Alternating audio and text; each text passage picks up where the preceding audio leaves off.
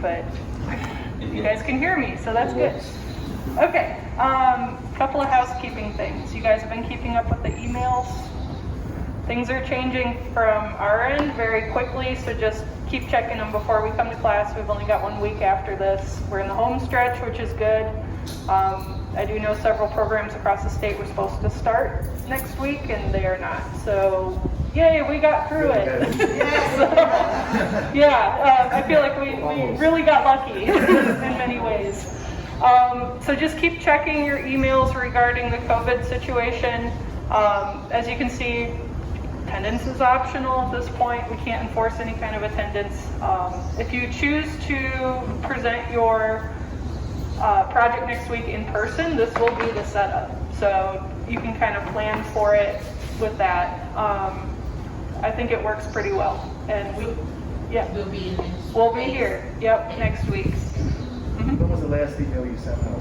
About 5 p.m. yesterday. Okay. Shoot me an email and I can forward it to you. If you are not getting the emails, sometimes you have to add me to a safe sender list. Have you been getting them though? Have you? Yeah, you've been getting them. Yeah, there were 2 sent out yesterday. One in the morning and one about 5 one about 5, 6 o'clock. Okay. Not your junk either. Here it is. It's in my junk mail. Okay, that's why. Sometimes, because I BCC everyone, because it's a huge list, sometimes it goes to spam. It really depends on your browser. Okay, so any questions about the final project? Seems like everyone's pretty clear on that. We had some people submit their recorded projects already, which is awesome. The final exam I thought would be open this morning. It is set to unlock tonight at midnight. So be working on that. It should take you about 3 hours, so budget your time. Remember, it is open book, open note.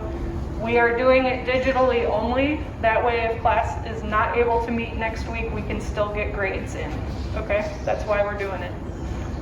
Yes? If they're taking it, they can stop. If they close it, yes, they can still open it and go back to where they were, right? Yes, it should auto-save, just like your quizzes. Some of you were going back to the quizzes and not submitting until you were completely done. The exam is the exact same thing. Any questions about the exam? Yes, Ralph? Not the exam. I had a question about the presentation. If we're not able to do it, what do you do? We're going to fail you. We've been submit virtually, and we've given you 2 options where we can MS Teams you in live to present, or you can record yourself on the computer. That's in these emails? That's in the emails. Okay. Yep, you have 3 options. Clyde, do you have a question? If we use a slideshow presentation, can we email you our copy? Yep, you can email it to me. I'm downloading the videos as they come in of people's presentations, and then I'm putting them in a file. So we will be able to show it to people who come next week if we're able to meet in person. We're going to upload it to the Moodle, and we're going to upload it to Facebook and YouTube as well. So everyone will get to see each other whether or not they're in person or not. We're going to do it to YouTube? Yeah, because I can't upload to Moodle unless it's on YouTube, and we have a YouTube channel. So what are we sending to you? Like giving a PowerPoint? You can record yourself giving a PowerPoint, yes. So you have to record yourself giving a PowerPoint? Yes, and there's a way to do that within PowerPoint where it will actually record it and the slideshow is playing as you click, and it's got you in a little window in the lower corner. And then you do the same thing again, live or not? You do one or the other. Okay, but do you have to send in something to you, PowerPoint itself? No? Because not on the jump drive? Nope, because we're going to film it here. If you're presenting live, you'll have this camera here. Okay. And we'll record your slideshow as you're giving it, or your demonstration. But you don't want it in advance to see whether it can... We don't need it, no. And to Yeah, be as long as honest, it's on a PowerPoint. I'm kind of getting inundated with emails as the COVID situation changes, not just with this class, but other events that I'm working on and cancellations. So the less emails, the better. So we don't need your slides. We will record here.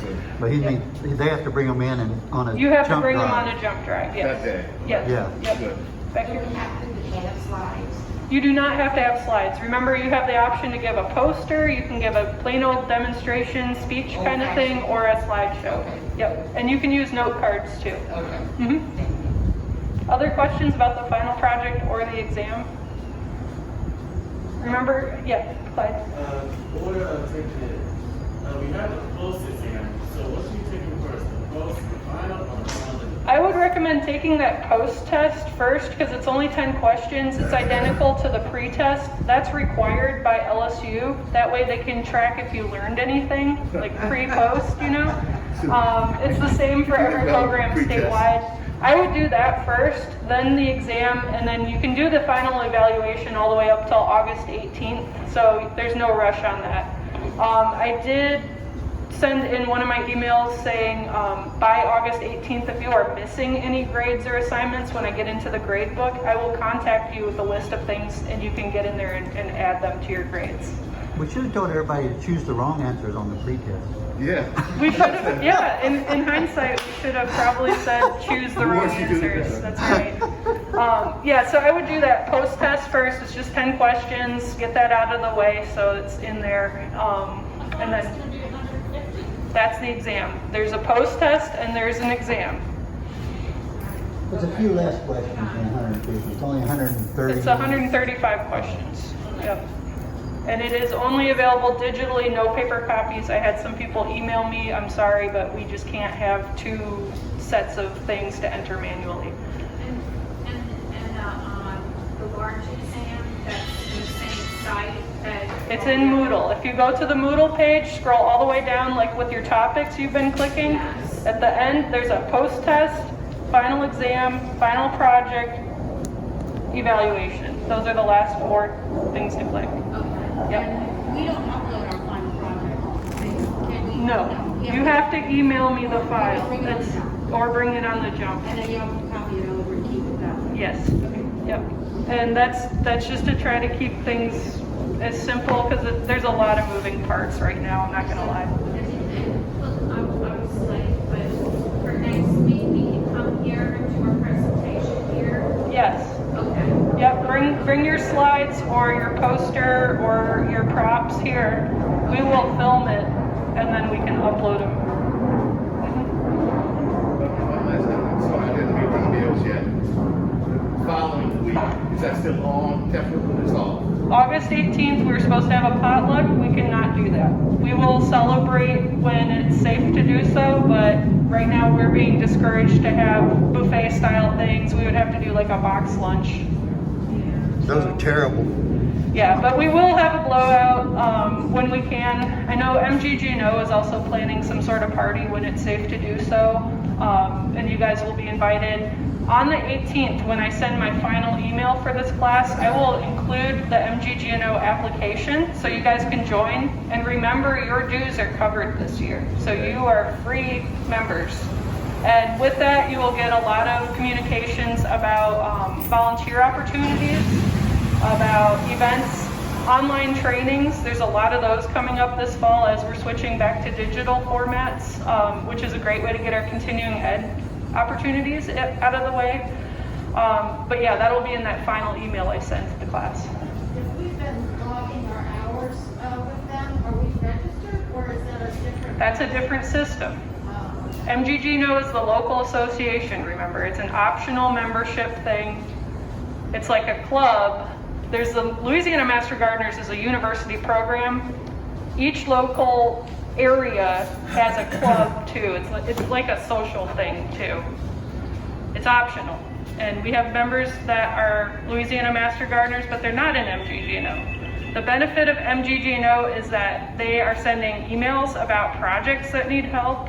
They are having meetings monthly. Right now they're on Zoom, so you can get hours that way watching the education programs. And typically we have a few field trips a year, which are super fun. They go to plant sales, they do the booths at the garden show.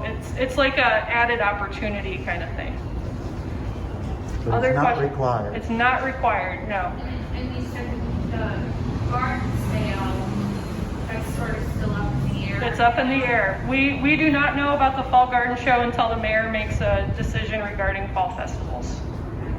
And that makes it extremely difficult to plan anything. So just kind of TBA, we'll let you guys know when we know, and try to hold off sending emails asking because I'm getting a lot of those right now. So yeah, trying to put fires out. Other questions about those things before we do a quick lawn alternatives PowerPoint? No? Okay.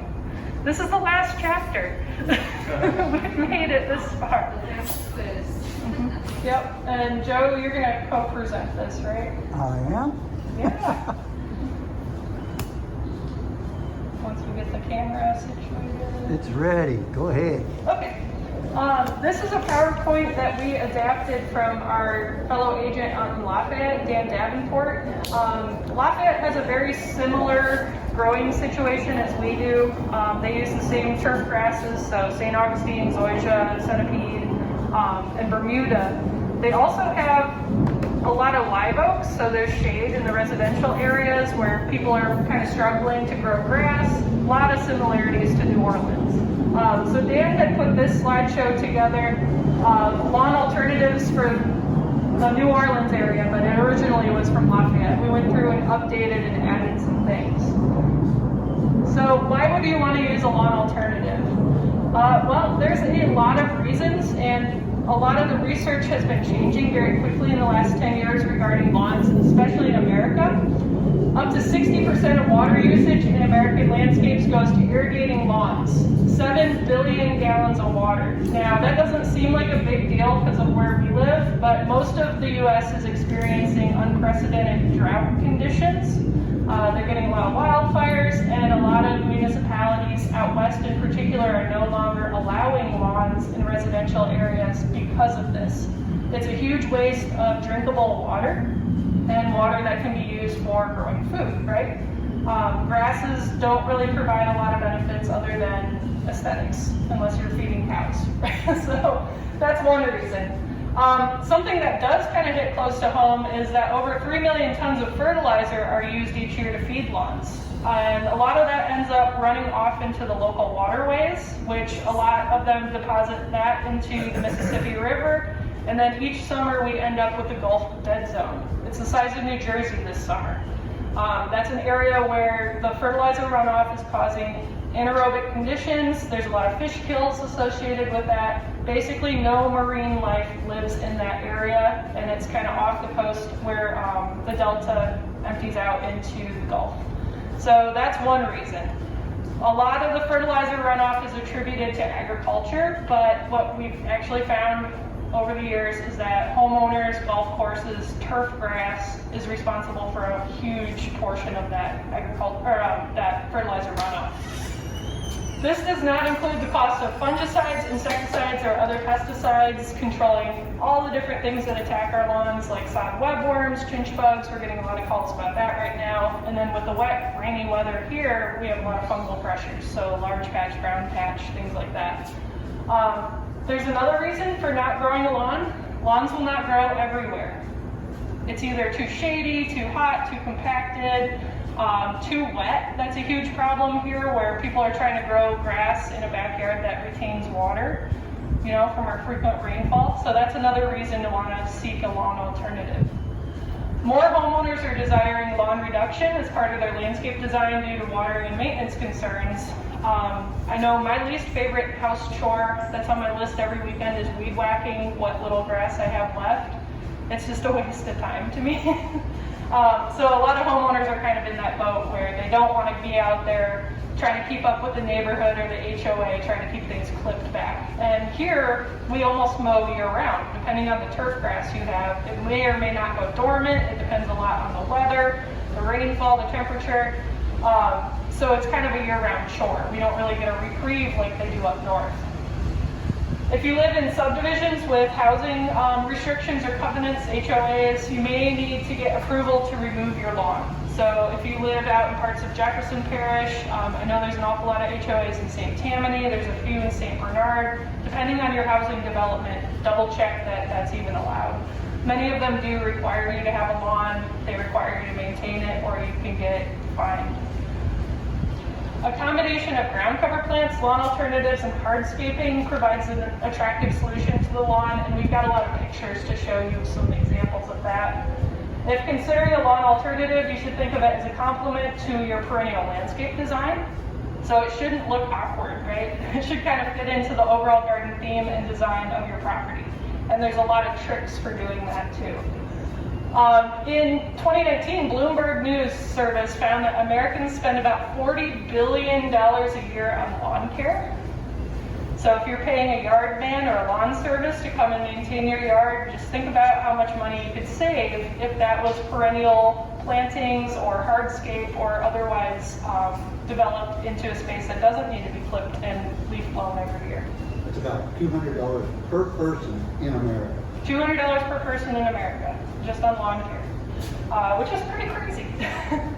Lawns are an artificial ecosystem. This is something we tell people in New Orleans a lot when they call in with lawn questions or problems. We tell them, well, you're creating a completely artificial or unnatural plant situation, a monoculture, if you will, in one of the most challenging growing environments anywhere in the country. It's wet, it's humid, it gets hot, it gets cold. We've got every pest and disease under the sun here because we're a port city and it's an old city, so things have been coming in for a very long time. It's just a very difficult thing to keep your grass looking spotless. And we have a lot of people trying to do that, make it look like a golf course. So what's a ground cover? We're going to talk a lot about ground covers and give some examples. We've looked at some, right, when we've walked the garden in the last couple of weeks. Ground covers can be softscapes, which is low-growing, spreading plants that help to stop weeds from growing. These plants generally grow horizontally to replace undesirable plants like weeds, bare ground, things like that, that can also be shrubbery. Ground covers can be hardscaping, so things like mulches, organic and inorganic, paths, decks, or a combination of both. I would add gravel to that list as well. So do we choose ground cover or lawn? Some things to consider: how much sun the space is receiving. That's going to limit some of your choices, especially when we talk about plant material. Lawns typically need full sun to excel. So if you've got a big oak tree or something in your area that shades your yard for most of the day, that's probably why your grass isn't doing so great. And we see that an awful lot uptown and in parts of Old Metairie. People in particular sometimes sod every year just to get that look of a grass carpet under those oaks. The grass doesn't thrive, so next year they put more sod out in the same spot, and that's an expense. St. Augustine is the most shade-tolerant southern lawn grass, but has to have 4 hours of sun to really prosper. We get lots of calls to our offices asking, well, what's the best shade grass? And we tell them St. Aug, but it still needs sun. You can't get away with a full shade St. Aug lawn. How much traffic can it tolerate? Some ground covers can handle varying amounts of foot traffic. Lawns can tolerate the most. So if you've got dogs and kids running around, ground covers sometimes cannot hold up to that. How many should you have? Would a single plant, so planting like a ground cover space or a patch, function okay, or would a more diverse lawn work better? How much maintenance is needed? Do you want to mow, water less, and selecting the right plant for the right place? So with that, we're going to jump into plant material. And Joe, do you want to kind of alternate with me on this? Okay. Okay. Here's a native plant, right? Not so much a ground cover, but great for a wet area of the lawn or the yard. If you're like me and you've got a traditional New Orleans lot, there's probably somewhere in your yard that the water collects and drains a little slower. You can actually plant your Louisiana irises in that area, and you don't have to mow that area anymore. It's like a little mini rain garden, and I thought this was a pretty good example of it, where rather than try to maintain the St. Augustine in what's very obviously a wet area, they've instead added mulch and some Louisiana irises and turned it into a nice little perennial bed. They do get 2 to 3 feet high. They will spread 1 to 2 feet, and then they propagate via rhizomes, so you can get a nice patch going. Full sun to part shade, medium to wet soil, and they do have beautiful flowers in April, so that's a nice added benefit. And remember, we do have 5 species of native Louisiana irises, and they all do wonderful. They all do great in our climate, and they're easy to find. And another that we have here then is Vireo, variety, however you want to say it, and a Mondo grass combination. And what they're doing here is they're mixing 2 different plants that can take shade pretty well. As you can see, both of them, full sun to part shade or full sun to part sun. but they do like well-drained soil. They will spread, but they tend to spread as clumps that get larger and larger, which is really nice. Both of them will flower. Liriope is the one that's more likely to flower. You've seen those spikes sticking up, I'm sure. The liriope, depending on which variety you get, can be up to 2 feet tall. The mondo grass usually stays around 12 inches. It says 12 to 15. Usually it's 12. A lot of times it's shorter than that. You can even get dwarf mondo. And you can see here, you can tell that's a very shady area under this tree. And the mondo and the liriope mixture here is doing quite well. That's one that's used a lot. And you can actually, with both the liriopes and the mondo grass, if it starts to spread out further than you want, you can mow it along with your lawn and just keep it cut down low. So it works well in both situations, either mown or just let him do what he wants to do. But that's a good combination to try.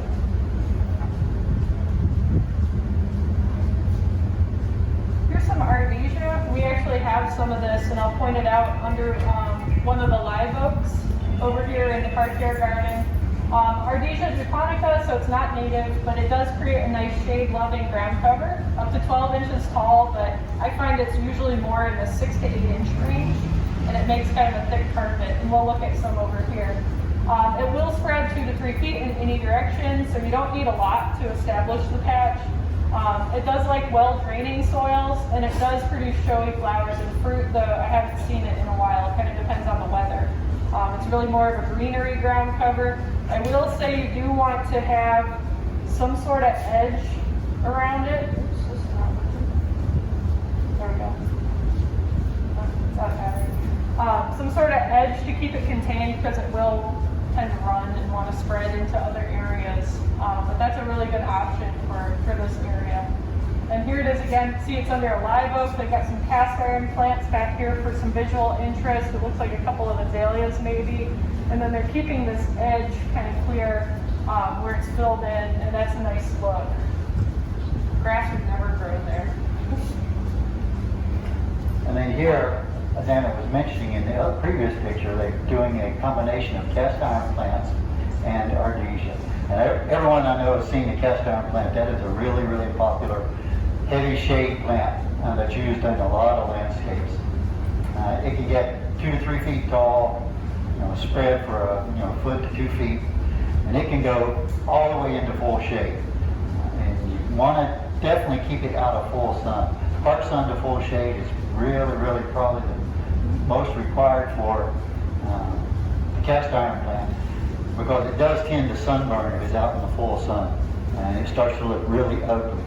So that's where you can come in with the combination of cast iron plants in the back where the deepest shade is, and then as you move out, if you want to add something other than lawn, you can come in with the ardesia and have it as a lower growing plant that then is further out.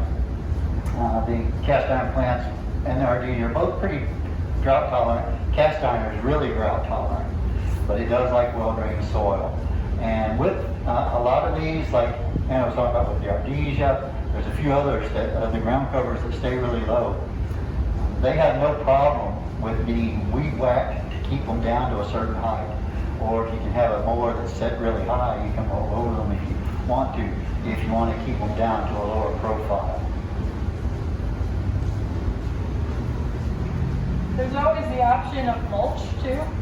This is a live oak where they've actually just allowed the oak leaves that fall each spring and fall to accumulate over time, and it looks like they're probably leaf blowing what is left of the lawn, any leaves that fall on the lawn, into those beds, and it creates this really kind of thick organic matter layer. You could do this with pine straw, different bark mulches as well. Usually what I tend to see locally is the pine straw, and you can buy that by the bale at most garden centers. And it's a good look. They've kind of underplanted with what looks like some azaleas under these live oaks, and there's a nice finished edge coming out, and that's an area where grass would never grow either. So why fight it? Let's just kind of work with what's actually trying to happen, which is this sort of canopy of the tree, right? And then an understory layer, and that can be a lot of woody perennials, and then we just mulch it. And a weed pressure is probably pretty minimal in this kind of area. And daylily is another one which goes great. It does like full sun, but you can create areas where you got just the daylilies. And the nice thing about using daylily as an alternative is you can see they got 80,000 varieties to choose from. That's a lot of varieties. And that's why you see that the height can be anywhere from 6 inches tall, which are the micro daylilies, the dwarfs, up to over 3 feet tall. So there's a huge range there that you have to choose from. They do like the well-drained organic soil, and they will spread. Nice thing about a lot of these ground covers and alternatives that we're mentioning here is they spread, they continue to spread and grow, and so you can always have something to share with your neighbor if you guys want to start one with the other, and then kind of mix it up, because they're always spreading and growing, and so there's always something there for you to share. Another thing about the daylilies too, every part of that is edible. You can cook the flowers, the flower pods, and the tubers. Daylilies are actually one of the edible flowers too. So if you're doing an edible landscape kind of design, which is becoming more popular, I love throwing daylilies in that mix. What do they taste like? They taste pretty good. I tend to fry them, so they taste like fried food. But those flowers are Tastes like delicious. I thought Easter lilies were poisonous. Those are not daylilies. Yep. Not all lilies. Not all lilies, daylilies. The hemocalyx. Yep. And I'll stuff those flowers with goat cheese and fries. Wow. Really good. That's why, if you'll see on most of these slides, at some point we do mention the scientific name, Always. because common names can be so confusing and interchanged, scientific names on them. Yep. Here's that dwarf mondo grass. It's a really good option. Check this out. It looks almost like a turfgrass lawn. It's real short. You don't have to mow it. It's naturally small. I would say within 1 to 2 inches tall. It is a little pricey. I would say an 18 flat is pretty close to $30, but it will spread and fill in an area. So if you plant it 8 inches apart or so, kind of in a honeycomb or staggered pattern, you can accomplish this. Very slow growing though, so it's going to take some work. Give it some time. Don't mulch in between it. Let it run and get those stolons out, and then keep it weeded for about 2 to 3 years. But then you never need to mow it or weed it very much again. So it's a great option, especially for in front of a house where you want more of a formal look. Consider the dwarf mondo. It does like filtered sunlight. I've seen it in full sun, I've seen it in full shade, but filtered sunlight is kind of its ideal. And it can take some light traffic. Yeah, you can walk on this, or if you've got pets, it can stand up to some pets, walking or tramping on it. So that's an option too. And here now we have the mondo grass that's in combination with ligularia. And you guys all saw the ligularia earlier in an earlier class. The tractor seed plant we talked about, that's the one that's here. That is the Ligularia gigantea. But there are multiple species and varieties of Ligularia that you can use in combination. Some of them only get maybe 8 inches to a foot tall, and then the others, like the giant Ligularia, it'll get 3 feet tall. I think all of them produce yellow flowers. They produce the tall flower spikes. I know some people like the flowers. I know other people, which doesn't bother the plant. As soon as the flower spike comes up, they whack it off because they don't like the flowers. You can do it either way you want, but this combination of the Ligularia mondo is great for partial shade to full shade areas. You got the different leaf textures. You got a grassy look, and you got those huge leaf look. They'll be usually a little bit different in color. There are Ligularias that have spotted leaves, some that have gray-green leaves, the spotted ones with yellow spots on them. So there's quite a selection you have there that you can choose to make this combination. And you can mix the Ligularias. This is just the tractor seed, the Ligularia gigantea in here, but there could be multiple types mixed in there. So you can actually create a gradation of heights from moving from one area to another, and give you a better eye appeal sometimes. Here's that cast iron plant again. We did talk about that already. If you're driving around New Orleans, particularly down Esplanade or up St. Charles, you're going to see it used quite a bit under the trees. Here's another ground cover, very grass-like. It prefers shade to full shade, but this is wavy leaf basket grass. And I will say plant with caution on this one. This is one that NPI, the Native Plant Initiative, is recommending, but it's also a terrible landscape weed. It will climb into your woody perennials and it will spread. It's quite aggressive. It will get up to 6 inches tall and a 3-foot spread from one plant. So plant with caution, but if you want an area in the shade to have a grass or a turfy look, the basket grass will do it. It does need well-drained soil, but I would say with a caveat, I've seen it in some pretty wet areas as well. Plant with caution though. You cannot buy this. This is something you would have to go out and find and propagate yourself. Yeah, you don't need much. But if you've got a nice contained area, it might be a good option. Like I said, with caution, because once you start it, if you want to get rid of it, you're going to spend a lot of time getting rid of it, because when you try to remove it, it seems like it's coming out pretty well. You grab a handful and it comes out all kinds of stems and everything, but it leaves little pieces behind. And every little piece will make a new plant. Asiatic jasmine, this is another one that I would say use with caution, or know where you're going to use it. It can get 1 to 2 feet tall. It usually stays shorter than that, closer to the 1 foot size. And one plant can spread about 12 feet, so it does spread. It'll climb on things. It likes full sun to part shade, so there's another one that you can put in and under around trees. It has showy, fragrant flowers, but if you don't contain it, it will take over everything. That's the problem with Asiatic jasmine. It does like to spread, and it does like to encroach upon other plants.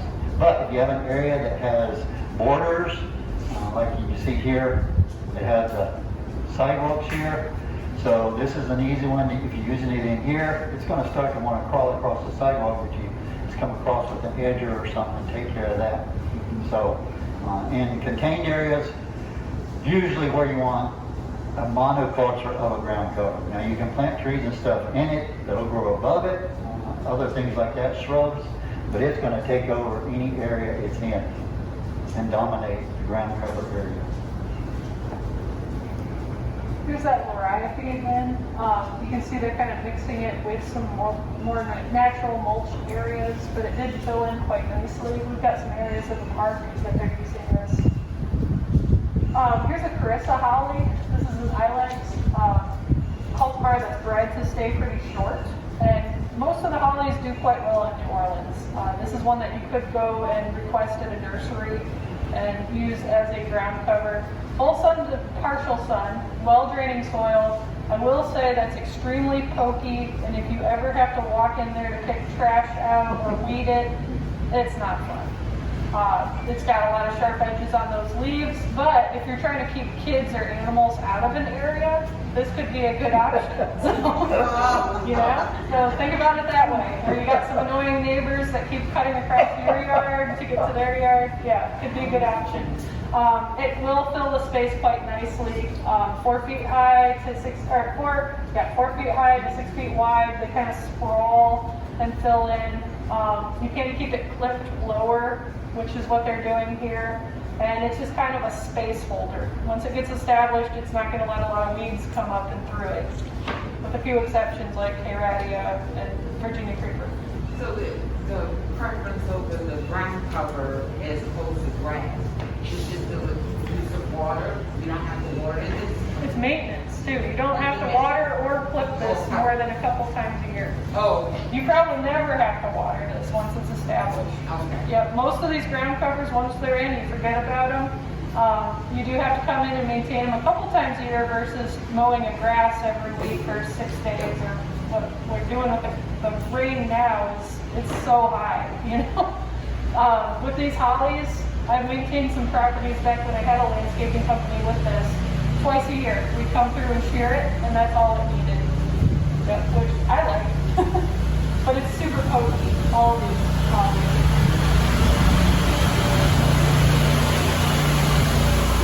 And you may remember one of those little snippet lines on Anna's earlier slide where she's talking about why you would want to use an alternative to your lawn. The lock and go. Any of you are gone on a vacation for more than a week during the year, you know if you come back and you have a lawn, it has got a lot of weeds, either it was a dry period and now it needs watering, or the wet period and now you have to wade through it to get to the house. Well, when you use some of these alternatives, you can take the summer and go somewhere and you come back and it's still going to look pretty close to the same as when you left it. That's the nice thing about using these alternatives. And the ornamental grasses, we didn't even list those. There's so many that come in multiple sizes, heights. Usually they're around at least a foot tall, and then they can be up to 8, 9, 10 feet tall, depending on which one you use. And they come in different colors. As far as the leaf type, they'll be kind of a bluish gray color, all the way to really dark green ones. The zebra grasses, those are ornamentals. Those are the ones with the long leaf blades that have the yellow stripes running across them, so you can have different colors like that showing up in your landscape. If you get a chance to visit the Hammond Research Station, they are testing quite a few ornamental grasses up there just to see how well they survive in Louisiana. And so that's a good place to go to find out which ones you might want to use in your landscape. I will say locally, the grasses I'm seeing used a lot are the fountain grass. It's got kind of a red foliage to it. It's about this tall. It's an LSU super plant. I'm seeing the pink and white muley grass used an awful lot, especially on the edges of parking lots that have sustainable landscaping. And you can see that in action at Parkway Tavern over there on Friday, St. John. And also river oats. That's one I'm seeing being planted under trees on street plantings. River oats is a native species of grass that stays about this tall, and that you can find in nurseries as well.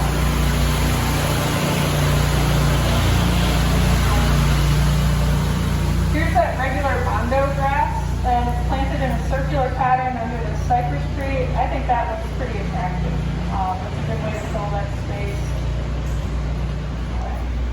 Holly fern, we did look at holly fern out here in the shade garden. We have a couple different ferns that work quite well as a ground cover. Holly fern, cinnamon fern.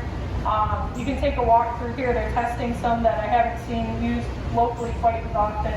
Usually 1.5 to 3 feet tall. They'll get about 3 feet wide. Some of them will fill in. Boston fern, sword fern, I see that used a lot uptown in shady areas in particular. Ferns can be slow spreading, but once they get established, you kind of don't need to do much to them.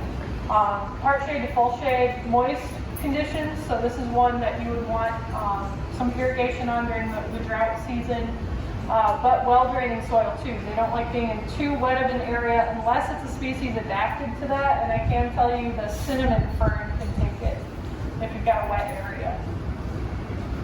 Another thing about the ferns, we got another one here. There was a little saying that I've heard other people say applies to ferns is when you plant them, the first year they sleep, the second year they creep, but the third year they leap.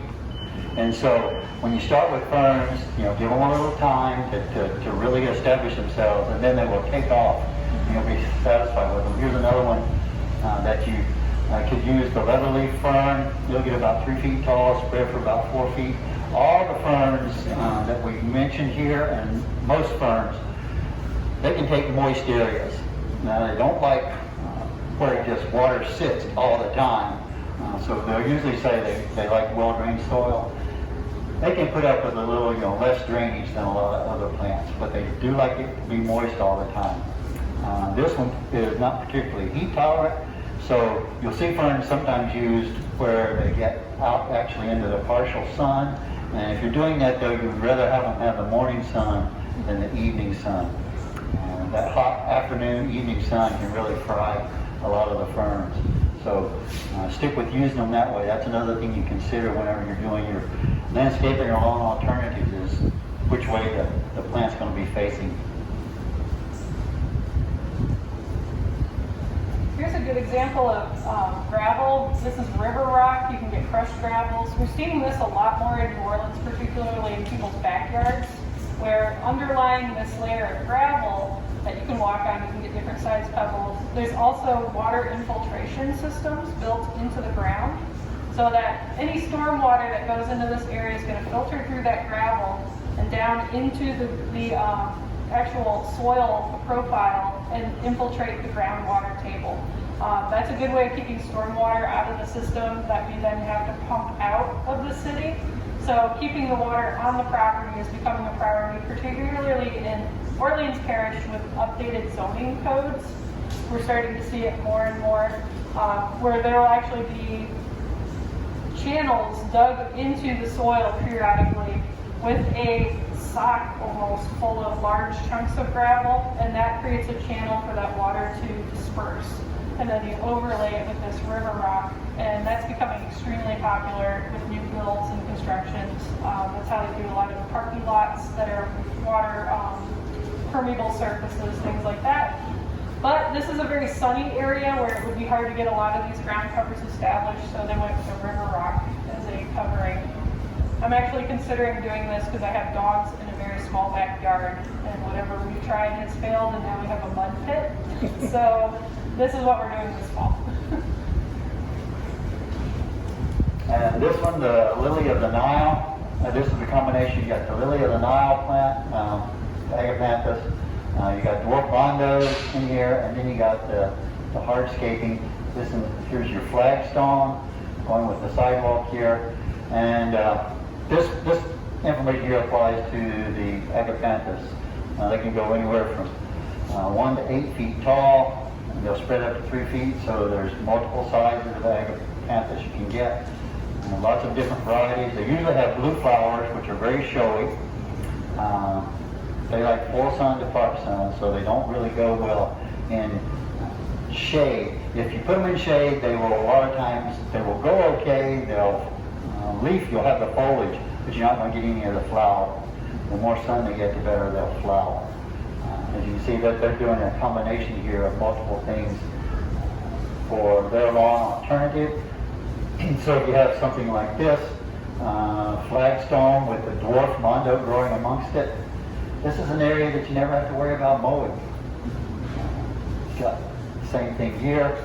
That's the advantage to a lot of these alternatives is there's a whole lot less care involved once you get them established. What I like too about that flagstone and dwarf mondo is if you were parked on the street there, you could still easily get in and out of your car. That's something you can walk through just fine.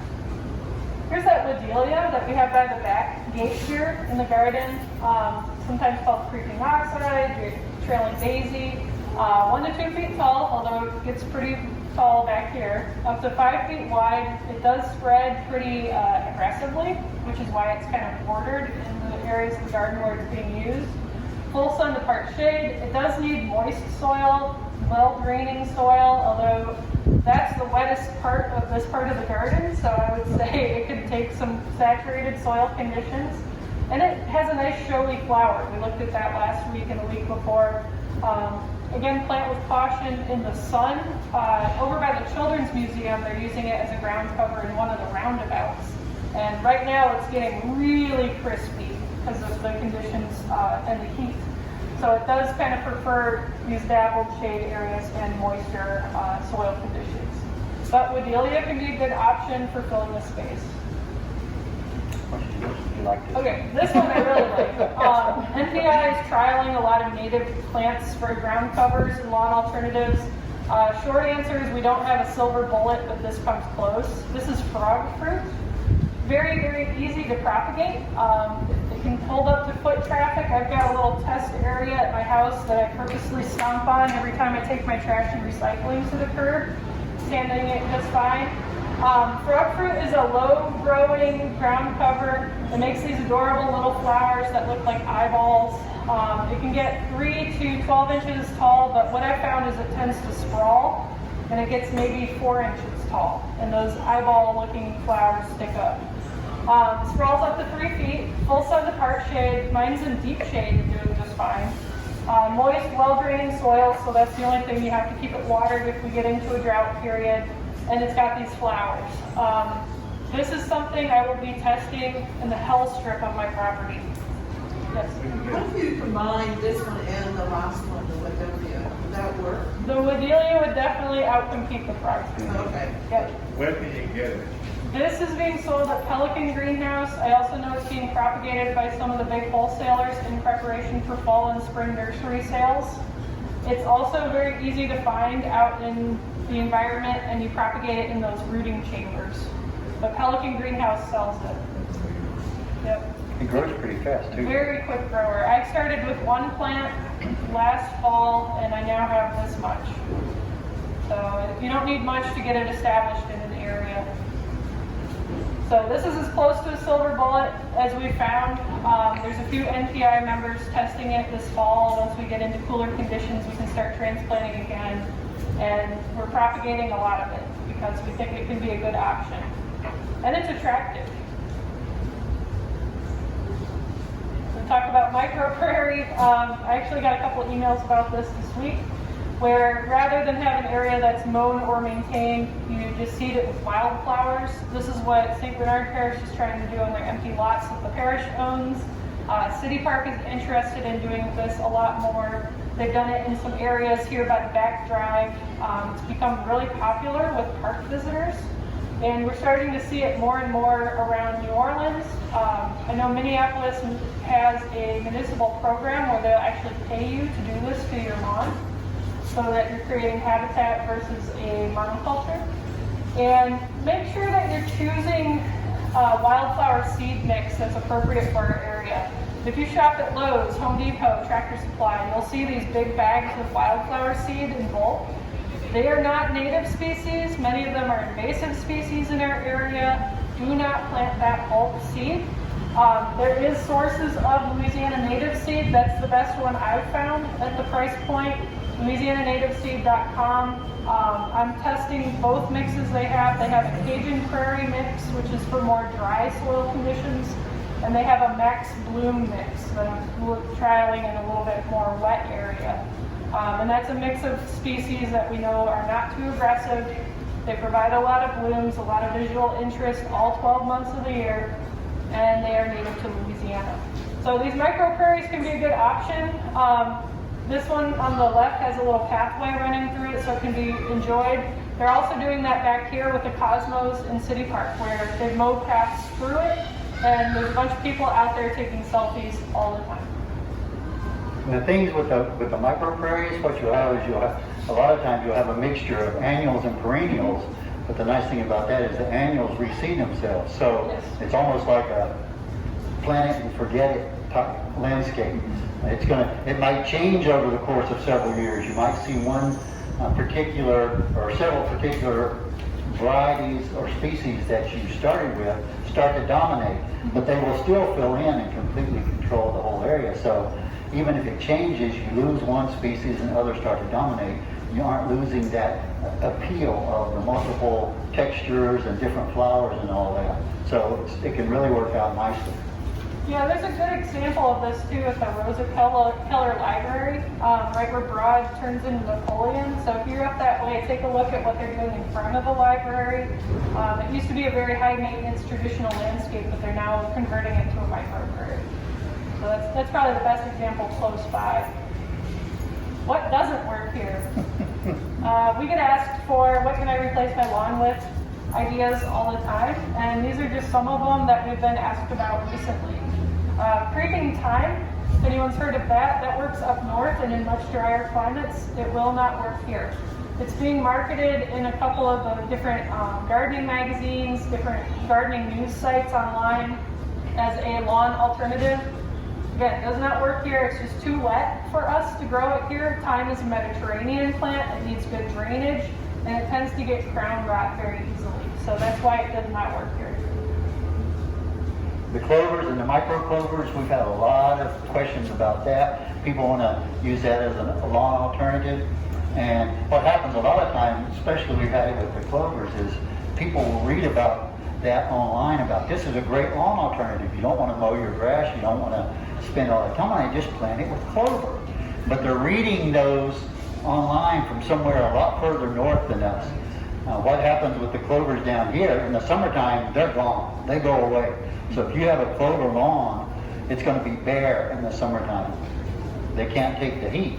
Further north, it doesn't get that hot, the sun isn't as intense, and you can actually have clovers, a mixture of different types of clovers, that will keep your lawn green, or the area, I call it a lawn, but your area that you have the clovers planted in, it will stay green and look nice all the time. Down here, they won't work. That's the summer heat. Now, if you want to have a changing where you have the clover that does the cool part, and then you have something else planted in there that will take over once it starts to heat up, that would be something you could probably try, but the clovers themselves, just as a monoculture, aren't going to really do well down here. Another one people ask about is Corsican mint. It's a very small, low-growing mint that spreads, and I've seen it grow well as a specimen plant in pots, but when I've tried it as a ground cover at several different properties, it's always been too wet, believe it or not, for a mint. Corsican mint refers to Corsica, which is in the Mediterranean, right? So that's where it's coming from. It's got a lot of the same ground rot issues and disease pressures as the creeping thyme. It does smell wonderful though, so they're planting it further north again, and it can take the foot traffic. It spreads nicely, and then it releases a minty smell when you walk over it, which is delightful, but I think the furthest south I've seen it pulled off successfully is like mid-Tennessee. So we're a lot further south than that. And with the mosses, there are lots of different genera and species of mosses. And what you'll find out with mosses, especially if you go out and look at them growing in nature, where do you usually see them? You usually see them growing where almost nothing else will grow. Growing on the side of a rock or something like that. And that's because the mosses are a plant that comes in early in an ecosystem. They are one of the pioneer plants coming in and establishing and starting to change the, say, growing on solid rock. They kind of start to break that rock down, create soil out of it, and as they start to create a better environment, trying to create it for themselves, it creates a better environment for everything else, and they just get out competing. Pretty soon, succession plants come in, and the mosses are gone. So mosses, if you have grow it on the side of your house or something like that, you can try a moss, but usually they're not going to be very long surviving in your landscape if you do use mosses. They're going to be outcompeted very quickly by the weeds and other things that can do much better in that soil. I have installed moss gardens at several properties in New Orleans over the years, and where it worked was in between two shotgun houses, so very narrow, shaded environment. Almost nothing else would grow there. High compaction. Yep, high compaction because people are walking through that area. We did put some flagstones kind of around. It took about 3 years to get established, and then they had to supplementally water periodically, so we added some misters. But that was a good option for in between the shotguns, but the problem was chamber bitters everywhere. And the weeds constantly coming in, trying to take over, but particularly the chamber bitter was what we were fighting. Buffalo grass, just got asked about this. Buffalo grass is being touted as a lawn alternative because it's very short growing, does not need mowing. Works in a lot of the prairie states, so Kansas, Nebraska, the Dakotas. Will not grow in our climate. It's just too hot and too humid for buffalo grass. And the seashore paspalum, we've actually had some questions about growing that one. We have that it won't grow in our soils and climate. That's not 100% correct. It kind of will, but the seashore paspalum, it's called seashore paspalum because it's used a lot near coastal areas. It can tolerate the salt. That's why people will grow it there. It doesn't do fantastic, really, as far as, growing and everything, almost anywhere it grows, but that's an area where you can grow the seashore paspalum. You got the spray mist, it's always usually a lot saltier climate and environment, and that's where you would use the seashore paspalum. In our area, someone actually called me and asked me about using it, and so I was talking to our lawn and turf specialist at LSU, and he's like, why? Unless you have a salt problem, there's no reason you would even want to try the seashore paspalum because there's so many other better alternatives. I'm seeing a lot of no-mow fescue mixes marketed into seed catalogs in particular. Fescue, again, is a northern species. It just does not work kind of south of Kentucky or Tennessee. And some of the catalogs will actually have a little map of the U.S. and it shows where it's recommended to grow. So those, we don't really have a good no-mow mix for our area. And the creeping, you have the creeping Jenny and the creeping Charlie. They more or less have the same problem with them. It says they're creeping, but they will creep and creep and creep and continue to creep. They're actually more, growing a little faster than just creeping. The problem is they are invasive. Now, if you had an area that was completely cut off, where it didn't have anywhere else it could go, then you could try those. But they're kind of like the jasmine to me. You want to make sure you got it in an area where it's going to stay contained and where you can edge it. Otherwise, they're going to spread. Yeah, they're on the invasive species list in Florida too. You can't even plant them anymore. Oxalis ground covers. I will say there's 2 houses in my neighborhood that are using oxalis as a ground cover, and it's not the weedy one that we get in the cool season. It's an actual cultivated shamrock, so it looks like a 4-leaf clover, but it is an oxalis, and it's being marketed as a lawn alternative. It's in front of their houses, so it's got driveways and sidewalk and a house foundation. If it did not have that, it would be everywhere, and we would have a new weed to worry about in all of our landscapes. The one house, you can see where they have a gravel walk on one side and it's starting to get into the neighbor's lawn. So plant with caution. I think a lot of those oxalis ground covers are marketed for more northern climates where they have winter kill, kind of keeping it in check. But from what I'm seeing here, I would not recommend it. And the one we have on there next, the perennial peanut, we have had people questions about this. It's not super cheap to get those, but it is the same genus as the peanut that we grow and eat, the Arachis genus. The problem with the perennial peanut in our area is it doesn't outcompete the weeds very well, and Dr. Strahan has tested it multiple times to see if it could be used as an alternative, and almost every time he's grown it, he has fungal issues. The fungus comes in and kills the perennial peanut. So for that reason alone, you wouldn't really want to grow it, because if you're going to grow it and try to keep it healthy, now you suddenly added another chore to your landscaping. It's constantly monitoring and spraying for fungal infection and fungal diseases. So why grow it? And that last one is non-Louisiana wildflower mix. Just kind of do your research on what's in those wildflower mixes. A lot of times they contain things that we really don't want to add to our landscapes here. Oh, the final option. Yeah. You had a question? I just say one thing you didn't mention, I don't think, was ajuga. Which one? Ajuga, yeah. Oh, ajuga. It's okay. It does well in shade. Does well in the It's like a shade. flower. And it can spread. It can do nicely. Yeah. With that last slide, what I was going to mention is there are some we did not. There's quite a few plants that you could choose that we didn't mention at all here. You know, there's a lot of the varieties and genera of plants, they have actually chosen and selected creeping and spreading varieties of junipers is one just to think of. So there are other things that are possible to use. What we're hoping to do with this is to start you thinking about alternatives, and also to be thinking that if you have an idea that you want to try something, go ahead and give your county agent a call. If they don't know what you're talking about or enough about it, we got resources we can find out. Because as you can see, there's a lot of things that other people further north, other locations would use as alternatives that we would not want to use down here. So what we want to do is get you thinking about alternatives, and then you can do some researching on your own. You can start with some of the stuff we mentioned, the ones that we know work here, the ones that we say don't, and then kind of explore on your own. I know a lot of people will sometimes mix herbs in with their lawns. Even sometimes they'll put in stuff like marjoram or mint or things like that.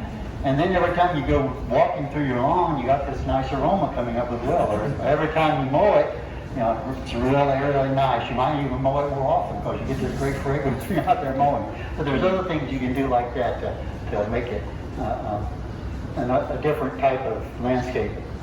Yeah, and if you guys have ideas for plant material as a lawn alternative, please holler, because I'm trialing a lot of stuff at my house. There's people locally trying to solve this problem too, because it is a problem. We've been contacted by like giant property owners who have 20 acres that they have to mow every week, and they need to figure out something to do. And, you know, we would love to have a list of things that say, try this, and we just really don't have that for New Orleans. So yeah, let's put our thinking caps on. I will say though, I mix herbs into my turf, and no, it does not encourage me to mow more. I have oregano and I have marjoram kind of taking over. Oh, and lemon balm that's creeping into the lawn areas, and we're getting rid of the rest of the grass when things cool off. But I'm going to let those herbs kind of fill in, and then they're just part of the garden. So when you said you're getting rid of the grass, how are you doing it? We're going to cover and smother. Cover and smother. Yep, and I'm going to start filling my car with cardboard in the next couple of weeks. And we're using an old pond liner to lay on top of it and kill it. And I've got my area between the house and my vegetable garden where the herbs are starting to fill in, and I'm going to create like a pathway through there, but then the rest will be planting space, because why not? And then the hell strip in front of the house is where we're going to trial the frog fruit as a ground cover, particularly where I'm getting in and out of the car all the time because it's nice and low. And then we're trying the 2 Louisiana seed mixes for microcurry. And we'll see. I'll write an article about it in about a year. With the Asiatic jasmine, my old house, I had a small area of concrete, and it was edge, and I grew that stuff over the concrete. Like, you Yeah. couldn't even tell it was concrete. Yeah. Like, and I was trying to hide the concrete, but it's definitely not for hiding things like that. Yeah, if you have a backyard that's been paved over like a lot of New Orleanians do, that could be a good option. Yeah, it's almost like artificial garden space. Yeah. And as Anna mentioned, we and the CEO of City Park has met with us, and parks like this, municipalities, a lot of places are starting to try to come up with alternatives to the lawn, because I mean, you heard the mowers back and forth. I mean, they're looking at it as a way of cutting costs and actually increasing the natural beauty of the areas. Because if you got a lot of natives and other things growing instead of the artificial ecosystem of the lawn, and then that helps the flora, the fauna, everything, the insects, the animals, the birds. That's better for them, and it also will greatly reduce your overhead because you aren't out there mowing, out there fertilizing, turning on the irrigation. You aren't out there spreading chemicals to keep the weeds down, anything like that. And you just kind of let it go, and with very minimal maintenance. And so that's why a lot of areas, especially municipalities, are really looking to change over to something other than lawns. Yeah, Department of Transportation also, they're trying to reduce the highway mowing, and they're doing a lot of seed mixes. Like a viola, like violets, would they be considered a ground cover or no? If you can get them. A couple of classifications. Yeah, violas or violets, they can make a ground cover if you plant them densely enough. They're pretty slow to fill in an area in my experience, but there's a lot of different kinds of violets. That Australian creeping violet out here, I would say plant that one with caution. We looked at it in the shade garden last week. That's one that's super aggressive because it sends out runners. But most of our Louisiana native ones, they propagate through seeds. They kind of explode and go everywhere. The little pods do this, and it takes them a while. They can fill in though.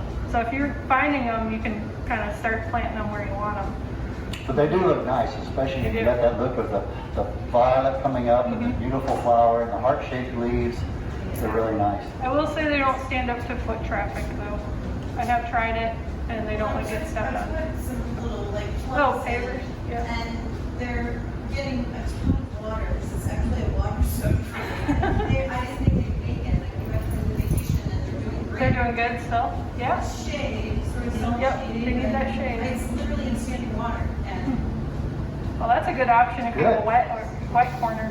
Yeah. Have you tried the mimosa strictiosa as a That's one we're trying in the fall too. Because I actually transplanted some of that from literally rolled over the roadway and put it in the house strip. Yeah. And it tends to work okay, except it it's not so hardy in the winter sometimes. Yeah, it's not winter hardy, and I found if your soil is too good, it doesn't like being there. Right, It likes compacted kind of Exactly, soil. Yeah, the Mimosa stringulosa, that's one that NPI is actually propagating right now across the street at Delgado so that they can do a test planting also. It does run, so when It you does, get it yeah. going, it'll grow into the, literally. And it makes those Nice flower. delightful little Dr. Seuss flowers I love the too. Dr. Seuss. Yeah, but it does need the compacted soil, but it's a good health strip solution. Right, but Yep. you do need to keep it, it's kind of like the jasmine, like once it gets going, it'll creep over the. Over the sidewalk, yeah, you need an edge. Yeah. Yep. Strictly Stringulosa. Mhm. Not like the mimosa tree, this is a little ground cover. The little purple Dr. Seuss flowers. Yep. Yeah. Yeah, and that's one on NPI's list. They're also looking at the Salvia lyrata, which there's a pretty good stand of it that blooms back here in the springtime. It's a basal rosette, and it's a true salvia, so it will flower, and it can fill in shaded areas too. That was one on my list. So we should have some good research and at least anecdotal data to share with you guys this time next year, which is exciting, because this is something people ask about a lot. Other questions? What about the horse? Oh, the equestrium, the Well, horse no, tail? it's kind of a low marjoram looking mound growing thing. It's got tiny yellow flowers. I would have to have a botanical name. Send it to me though. Because I've been told it's native Mm-hmm. and it is a weed Okay. in my garden. Yeah. And so part of me was saying, well, maybe you're not a weed. Maybe you could be a health strip plant. See? And it's, I don't know, I just didn't know whether or not you all had. Yeah, send me a picture of it and I can look it up. Now, some people's idea of a lawn alternative is they just look out, and if it's green, I mow it. And so there'll be a mixture of all kinds of things that'll come in. If you aren't putting weed control and other types of things like that in your lawn, it's not going to stay pure grass forever. There'll be stuff coming in and starting to change and push it out. That's a lot of people's idea of a alternative lawn. I just let whatever grows there will grow because it must like it. And all I do is keep it mown down to the height I want it. If it's green, I leave it. Okay. We're gonna take a little walk next. Oh, you want to hear about the artificial turf? Okay. Let me say there are some awesome artificial turfs now. It's come a long Really way. realistic So looking. the AstroTurf of the 1970s is no more. There is AstroTurf that comes almost like sod sections, and it looks like grass. It feels like grass. You never have to mow it. A couple of the landscapers in town are now installing an awful lot of artificial turf, particularly in backyards. You can see there's some toys scattered around. If you've got kids, that's a good option because it can take the wear and tear. It lasts a really long time. And a lot of the new artificial turfs are made out of recycled plastic bottles, which is cool, so they're eco-friendly. They will actually put a little bit of grit in the turf, so it feels like you got something to kind of grip onto. It feels like there's dirt down there. That grit is usually crushed up glass bottles. So it's a recycled kind of product. It lasts for 30 plus years. It drains if it's installed properly, and we're seeing a lot of these guys around town recommending it more. And the main thing you have to be concerned about with artificial turfs is every now and then there'll be some problems with the Yeah, seam. with some root- They can come in and patch that, Yep. so it can be fixed easily. Your pets can go to the bathroom on this, and it's fine. It won't turn yellow. Won't turn yellow. Yeah. Yeah. They actually make dog potty pads that look like grass now that you can install in your landscape and train your dog to use. It's pretty great. It's porous. Yeah. Yep. So this will drain the water just like a real turf. Yeah, like Anna said, if they're properly installed, they'll put down, they come in and do some groundwork before they lay the artificial turf. So it's going to be tough, it'll be sturdy to walk on. You're not going to have pockets where the soil washes out from underneath, and suddenly you're hitting a hole every time you walk across it, and it drains well. So they will come in, if it's a good company. They will properly prepare your area before they roll out the carpet. Is that what they use at football fields and sports places? That is a form of artificial turf. They do have sports turf, and I'm seeing it more at the schools too, where they're using it for a lot of different uses like band practice, football practice, and they just don't have time to maintain the grass and give it a rest in between activities. But yeah, there's sports artificial turf, and then there's residential types of turf. And some of these residential ones make me do a double take. I'll be like, wait, no way. And then it's fake. Because they actually, sports turfs are usually very They're short very pile, short. Mhm. and then they'll have the homeowner types that are more lush. Like a real grass blade kind of height. I know that I'm moving from Connecticut where the schools went towards that, and there came all these studies out with, because it's recycled materials, they worried about a lot of the things for the children Mhm. in the contact that they make with the turf, so I don't know. It's come a long way, and I do remember like BPAs being of concern. That's when they were using a lot of rubberized pellets within as a grit material. It's evolved since then. Yep, and it's being installed at a lot of the first line schools within the charter schools here. So I can't imagine parents would let that happen if it wasn't something that's Well, they been had to rip studied. it up. Yeah. So I- Yep, and that was what, 15 years ago or so? Because there was a lot of controversy with, maybe 10? Yeah, because college sports had a lot of controversy with that too, and it did kind of get this whole new recycled substrate thing a lot of attention and a lot of research dollars. Because they were doing that with racetracks too, with horses. There was some issues there. So Yeah, one of the problems they said were more injuries on artificial turf than on Than on the natural natural. sod. But they also worked on the underlayment as well. They've been working on that to improve that. yeah, you think about it, it's big dollars. Yeah. It's pretty unsafe for children, it's too sterile. Like, the only way you can really build your teams is to just play in the dirt. I agree. In Yep. dirt, walk in dirt. And it just seems so like sterile and so clean. Yeah, it's so perfect. This is for the homeowner that spends thousands of dollars a month on their lawn making it look like this, but then they say, I'm tired of that, just put artificial turf in. And that's who's putting it in. Or they don't like dirt. Or they're only living in the house for 3 months out of the year. We're seeing that a lot too. Yep, In the gardens and keep the house from the apple factory. exactly. Yep. Yeah. Yeah. When I started a couple of years ago, I had a guy call me and he told me he wanted me to come out and look at his area, his lawn and everything. And so I go out and he tells me that I see the areas and what he's doing, and he tells me that he wants it to look like the Masters. That's what his idea for his lawn was. I said, okay, you can do that. So I started telling him what he had to do and all the prep he had to do, and then everything he's going to have to do to maintain it in that situation. And he only had about 100 square feet or so. And so when I finished telling him what he had to do, he said, maybe I don't want it to look like the Masters. What else can I do?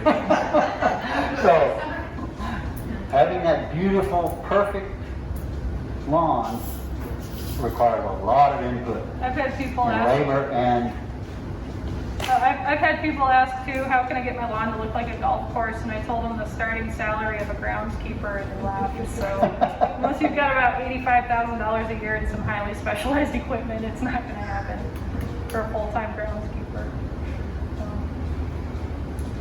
Okay, you guys want to look at some grass?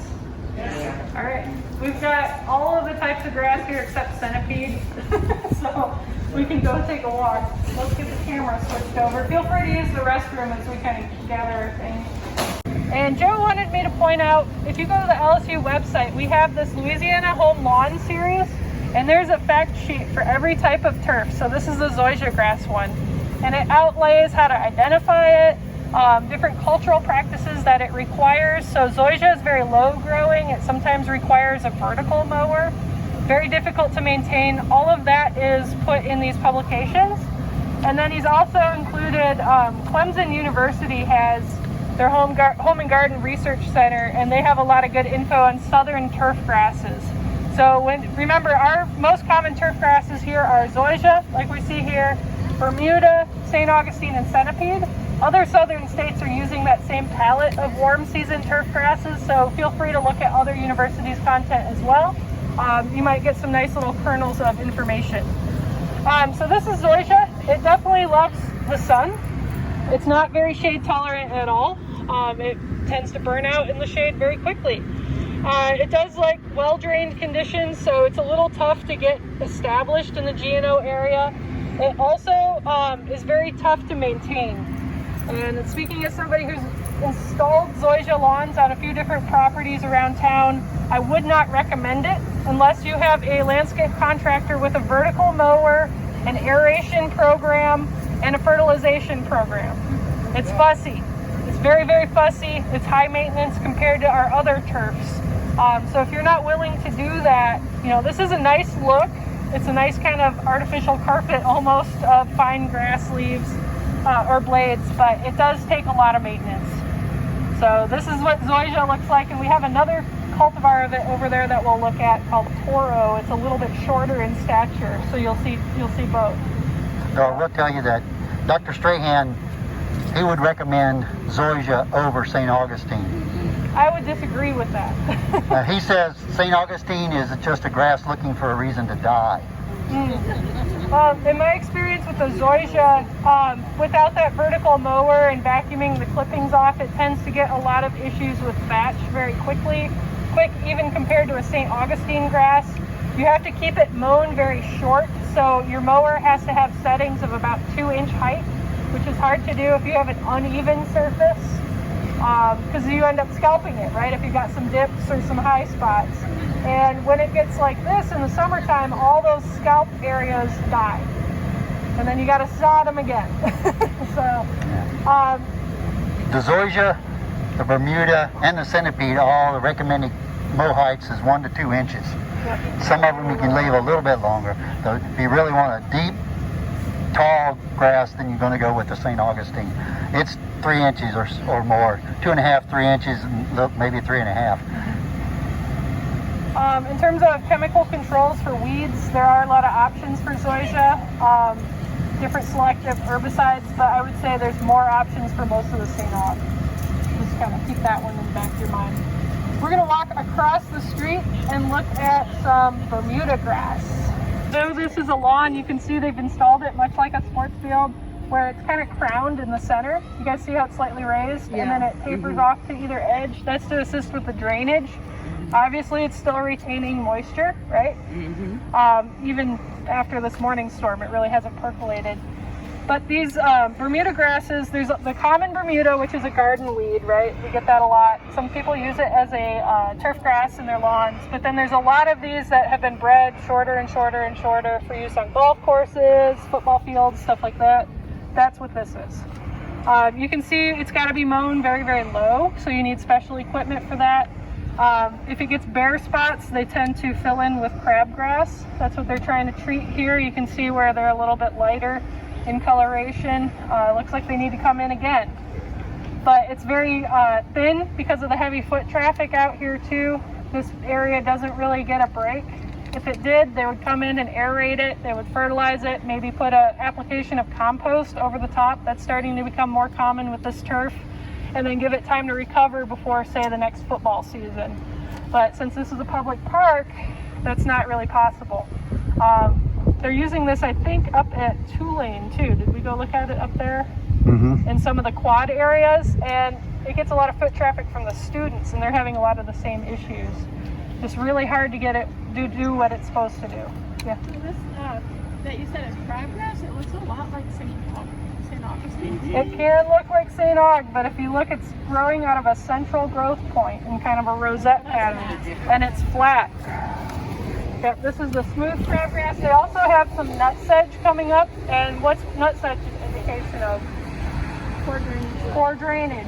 Yep. So whatever site prep happened here wasn't done probably completely correctly, and even crowned, it's retaining water. So that tells me that they didn't underlay it with the right aggregates, the right sand, things like that. So. Bermuda is the most traffic tolerant. It is. Of all the four grasses. It can handle. That's why it's used on athletic fields and stadiums. You don't have to cut it this close. You can leave it 1 inch, 2 inches tall, and get a more lush look.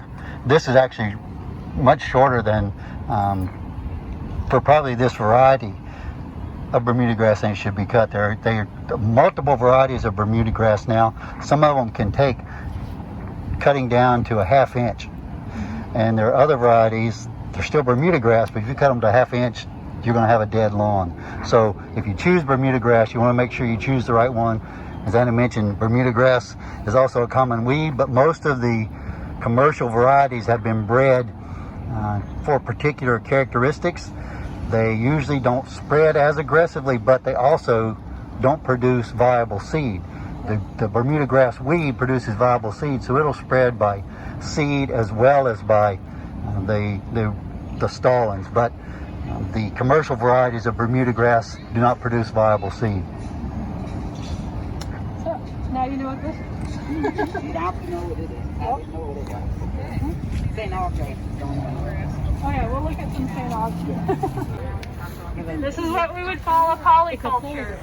This is probably going to get replaced in the next couple of years from what I heard through the rumor mill. It's green and you can mow it, but it's kind of patchy looking, right?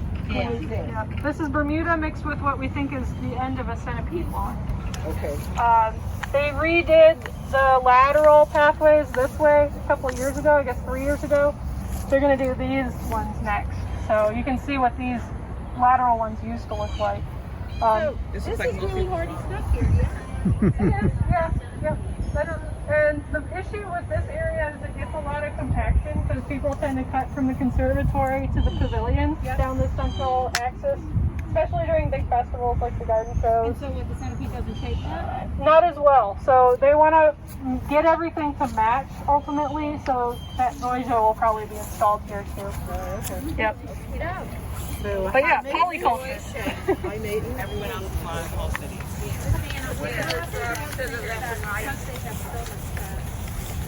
You have a question, Anna? Oh, question? Oh, Japanese yews.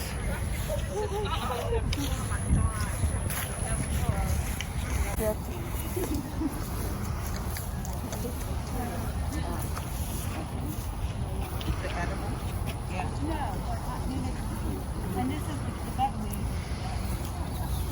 So to either side here, we have a good example of lawn alternatives under these big trees. And they've actually taken the turf out rather than fight with these shady areas. They've opted to put gravel pathways in. It looks attractive. It keeps a nice neat edge. And guess what? You don't have to mow it. So that's a good example of the grass being replaced. Over time, it just wasn't worth the effort.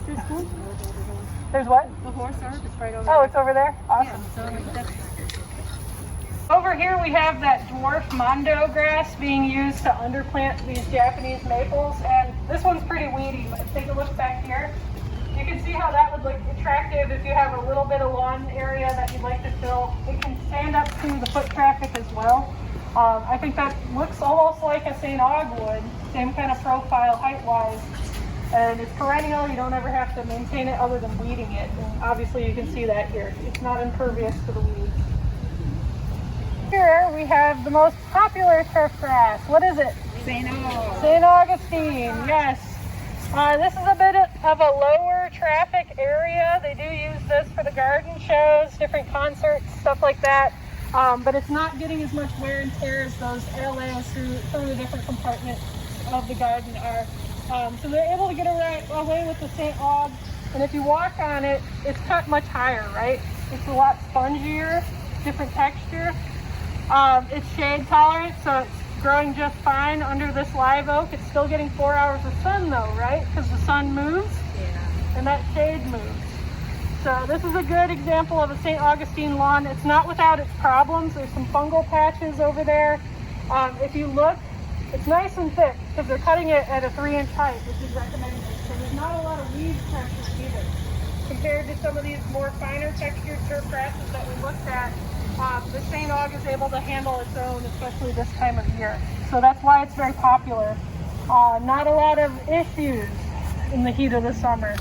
As long as you're fertilizing properly, 14 pounds per 1,000 square feet per year is generally recommended for our area.